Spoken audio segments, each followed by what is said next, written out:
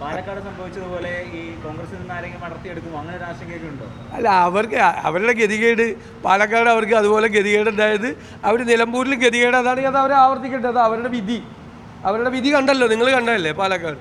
എന്തൊക്കെ വിഷയങ്ങളായിരിക്കും ഈ തെരഞ്ഞെടുപ്പിൽ പ്രധാനമായിട്ടും പ്രതിപക്ഷം ഉന്നയിക്കാൻ പോകുന്നത്? പ്രതിപക്ഷം ഉന്നയിക്കാൻ പോകുന്നത് 9 വർഷക്കാലം ഈ കേരളത്തെ തകർത്ത ഈ സർക്കാരിനെ ഞങ്ങൾ നിലമ്പൂരിലെ ജനങ്ങളുടെ മുമ്പിൽ വിചാരണ ചെയ്യും. നിലമ്പൂർ കേരളത്തിലെ മുഴുവൻ ജനങ്ങളുടെ പ്രതീകമായി നിലമ്പൂരിലെ ജനങ്ങൾ നിൽക്കും.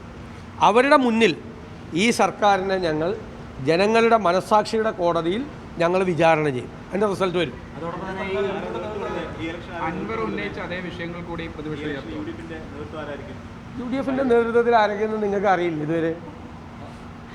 ഞാൻ പറഞ്ഞിട്ട് നിങ്ങൾ അറിയാൻ പറ്റില്ല UDF-ന്റെ നേതൃത്വത്തിൽ ആരാളുള്ളത്. അതോടൊപ്പം ഈ വയനാട് MP കൂടെ പ്രിയങ്ക ഗാന്ധി ഉൾപ്പെടെയുള്ള നേതാക്കളൊക്കെ പ്രചാരണത്തിനെത്തുമോ?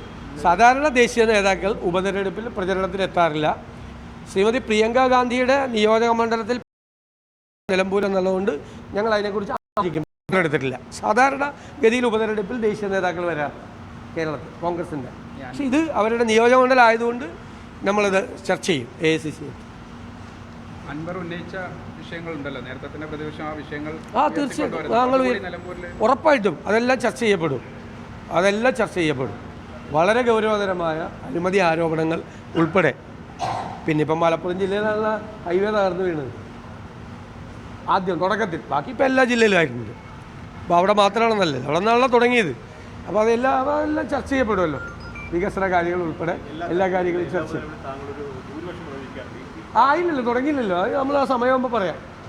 തെറ്റിട്ടില്ലല്ലോ. അത് വരട്ടെ. ഇപ്പം ആയില്ല. അത് ഞാൻ അവിടെ പോയി, ഞങ്ങൾ റൗണ്ട് പോയി, അവിടെ സംസാരിച്ച കാര്യങ്ങൾ ഭയങ്കര കോൺഫിഡൻ്റ് ആണ്. പക്ഷേ ഇലക്ഷൻ ഫീൽഡിൽ എത്തിക്കഴിഞ്ഞിട്ട് നമ്മൾ ബൂത്ത് തലത്തിൽ നിന്നുള്ള റിപ്പോർട്ടൊക്കെ കളക്ട് ചെയ്തിട്ടാണ്, പിന്നെ നമ്മുടേതായ ഒരു ഇതെല്ലാം കളക്ട് ചെയ്തിട്ടാണ്. അതൊക്കെ ഞാൻ പറയും, ഒരു സമയമാകുമ്പോൾ ഞങ്ങൾ പറയാം. അതിനെ ഞാൻ പറഞ്ഞില്ല, എല്ലാം മറുപടി ഞാൻ പറഞ്ഞല്ലോ. പാലക്കാടത്തെ ഗതികേട് നിലമ്പൂരിൽ CPM-ന് ഉണ്ടാവുമെന്ന് എനിക്കറിയില്ല. അവരെ സ്ഥാനാർത്ഥി തീരുമാനിക്കണം, ഞങ്ങൾ അവർക്ക് വിട്ടു കൊടുക്കുക. നിങ്ങൾ ചെയ്യണമാതിരി ഞങ്ങളെ കയറി അതിൽ കൈകാര്യം ചെയ്യില്ല. ഒരു കുഴപ്പവും കോൺഗ്രസ്സിലുണ്ടാവില്ല. നിങ്ങൾ കോൺഗ്രസ്സിൽ കുഴപ്പമുണ്ടാക്കിയവർ പോയ വഴി കണ്ടല്ലോ. നിങ്ങൾ കഴിഞ്ഞ പ്രാവശ്യം പാലക്കാട് കണ്ടല്ലോ എന്താ സംഭവിച്ചതെന്ന്. 5 ഇരട്ടിയാണ് പാലക്കാടത്തെ ഭൂരിപക്ഷം വർദ്ധിച്ചത്. 5 ഇരട്ടി. അല്ല, അത് നല്ല കാര്യം, അവർക്ക് നല്ല കാര്യം. എനിക്ക് തോമസ് ഐസക്കിനോട് ഇത്രയും വിരോധം പിണറായി വിജയൻ ഉണ്ടെന്ന് എനിക്കിപ്പോഴാണ് മനസ്സിലായത്.